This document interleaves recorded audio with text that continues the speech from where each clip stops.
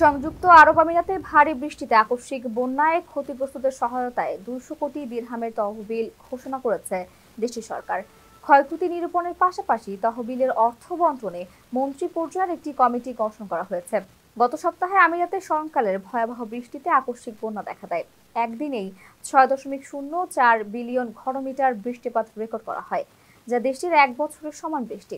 স্মরণকালে ভয়াবহ এ বন্যায় ডুবে যায় বহু বাড়িঘর, প্রাণহানির পাশাপাশি ক্ষতিগ্রস্ত হয় বহু স্থাপনা।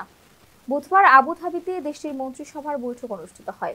বৈঠকে দুবাইয়ের শাসক শেখ মোহাম্মদ বিন রশিদ আল মাকতুম বলেন, বন্যার সময় 2 লাখের বেশি বাসিন্দার অভিযোগ পেয়েছে কন্ট্রোল রুম। ওই সময় 17,000-এর বেশি নিরাপত্তা এবং জরুরি পরিষেবা কর্মী কাজ করেছে বলেও জানান তিনি।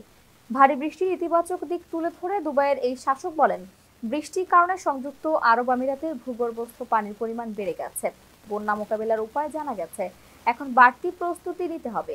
এদিকে বৃহস্পতিবারও খালিজ টাইমস ও একাধিক সংবাদ মাধ্যমে এখনো জলাবদ্ধতার বেশ কিছু ছবি প্রকাশিত হয়েছে। দেখা গেছে স্বেচ্ছাসেবীরা এখনো বাড়ি বাড়ি গিয়ে ত্রাণ সামগ্রী পৌঁছে দিচ্ছেন।